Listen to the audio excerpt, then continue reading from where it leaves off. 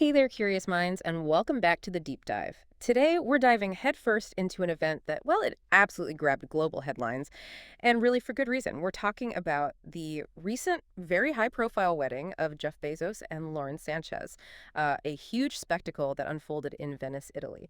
So, our mission for this depth dive, we're going to pore over the sources you've shared with us, pull out the most important insights, and really try to understand why this particular celebration got that kind of audacious title, the wedding of the century. As we were digging into the details, I was just struck by the sheer audacity of some of it. What about you? What did you find most compelling as we gathered all this? Yeah, well, one thing that really jumps out right from the start is just the scale and the deliberate spectacle. You can see it in the sources. This wasn't just, a wedding. It felt engineered for maximum impact. It took place June 27th, 2025 on San Giorgio Maggiore Island in Venice. That location alone, it immediately signals something huge, right? A momentous occasion. It really serves as this fascinating case study in how extreme wealth can kind of curate a public narrative.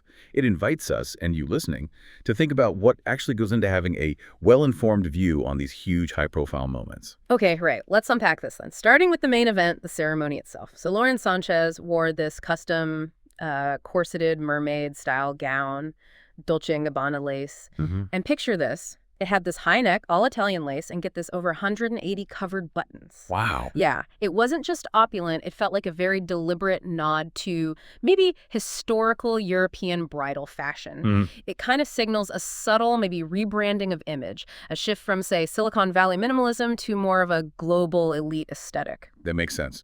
And Jeff, he kept it pretty classic, black tie tux, but famously, sporting those aviator glasses in the big photos. And during the ceremony, they actually had Matteo Bocelli performing Can't Help Falling in Love. Oh, okay. Which feels almost, classically romantic, especially maybe juxtaposed with Bezos' whole tech background. Yeah. What message do you think that specific song choice, or even just having that kind of live performance, was meant to send, beyond just sheer luxury, Well, it's really notable how every single choice, from that specific lace gown you mentioned to Bocelli's Serenade, it all seems carefully engineered. It's like they're fusing traditional, almost aristocratic grandeur with modern celebrity spectacle. Right. This level of meticulous curation, it goes beyond just showing off wealth. It feels like a testament to the power of controlling the narrative, even for a private event. It suggests perhaps a strategic move, solidifying their public image not just as tech titans, but as figures with a kind of timeless cultural weight, almost like buying into a different kind of legacy. Yeah, that's interesting. And speaking of how everyone always wonders who was there? The guest list. Well, the guest list was truly, out of this world. Over 200 A-list guests. We're talking Oprah Winfrey, Gayle King, Leonardo DiCaprio, the Kardashian-Jenners, Kim, Khloe, Kris, and Kylie were all there. Wow, quite the gathering. Then you had sports legends like Tom Brady, Hollywood stars like Orlando Bloom and Usher, fashion icons like Karlie Kloss, and it didn't stop there. Other power couples too, like Bill Gates and Paula Hurd, even royalty like Queen Rania of Jordan. Okay. Plus major figures in luxury fashion, François-Henri Pinault, Diane von Furstenberg, Tommy Hilfiger. It really reads like a who's who of global influence. Absolutely. And if you look at it in a broader context, that guest list isn't just a collection of famous names, is it? No. It's really a reflection of their vast networks, spanning entertainment, tech, fashion, philanthropy. This specific mix, it uniquely positions Bezos, maybe, in the global influence landscape. Perhaps it signifies a kind of strategic pivot in his public persona post-Amazon CEO role. Possibly. It definitely underscores the immense cultural weight they command. Yeah. It transforms a private celebration into this nexus of global celebrity and power. Totally. But it wasn't just the wedding ceremony that made headlines. This was like a multi-day extravaganza. Right. It wasn't just one day. No. It kicked off with a welcome foam party, which just sounds wild. A party. Okay. Then the black tie ceremony we talked about, and then it all wrapped up with a pajama-themed Dolce Notte party. Apparently that lasted until 4 a.m. Wow, quite the stamina. Right. And guests apparently walked away with goodie bags, filled with velvet slippers and Venetian treats. And the celebration itself included this lavish dessert buffet, fireworks. The works? Exactly. And the entertainment wasn't just Matteo Bocelli. Usher and DJ Cassidy were keeping the dance floor buzzing. Apparently, Jessica Alba was even spotlighted as a standout dancer.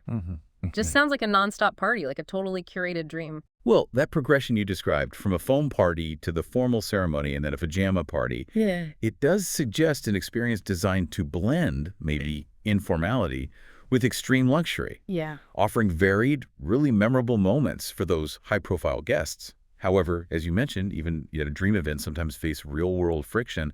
What did our sources reveal about any local reactions? Or maybe controversies surrounding such a massive spectacle taking over part of Venice? Yeah, that's a crucial point, isn't it? While it sounds incredibly fun for the guests, was there any sense of it being maybe overwhelming?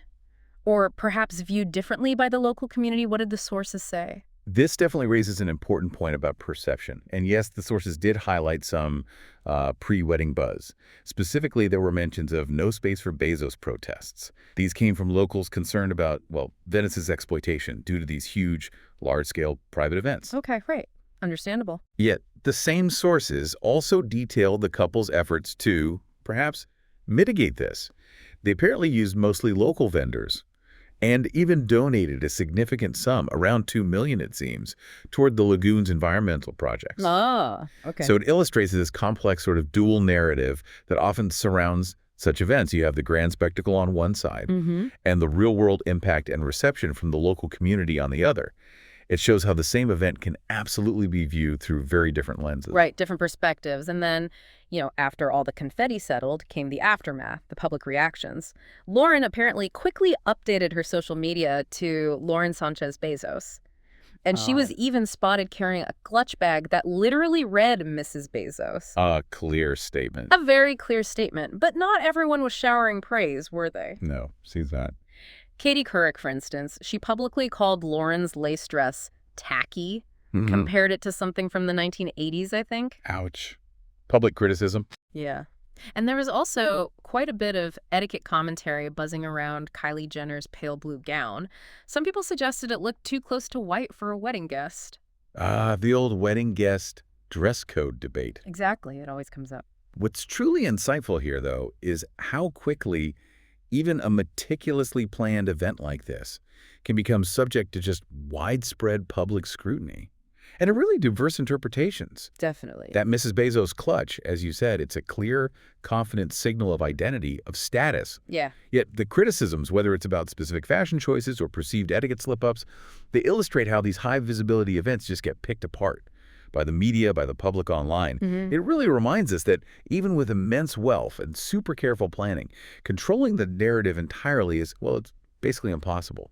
Different perspectives will always emerge. So wrapping this up then, what does this all mean for us having taken this deep dive? It's pretty clear the Bezos-Sanchez wedding was this potent blend of extreme luxury, huge celebrity power, and very carefully curated spectacle. Absolutely. From that, totally unexpected welcome foam party right through to the pajama-themed Dolce Notte bash lasting until 4 a.m.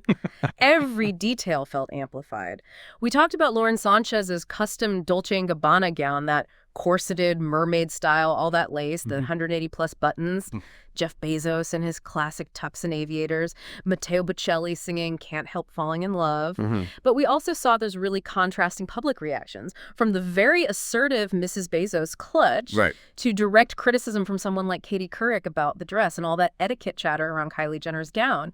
And importantly, we saw the local context too, those no space for Bezos protests, but also balanced by the couple using local vendors and that significant roughly $2 million donation for Venice's lagoon projects. Yeah, and if we connect this to the bigger picture, this event wasn't just a marriage, was it? It was really a phenomenon. It sat right at the intersection of wealth, celebrity, and public perception, all playing out on a global stage. The branding of it as the wedding of the century, well, that wasn't just a random label. It feels like it was earned, in a way, through this unmatched display of opulence and influence. Even as it simultaneously faced scrutiny and those real local concerns we discussed, it really forces us, and you listening, to consider the different lenses these kinds of grand displays are viewed through. Is it a pure celebration of love? Is it a bold statement of power? Or is it also a reflection of community concerns about impact and maybe authenticity? That's the core tension, isn't it? Exactly. So maybe the final thought to leave you with is this. What kind of legacy do these meticulously planned, incredibly high-visibility events truly leave behind? Beyond the initial headlines and all the lavish details we've just talked about, what lingers?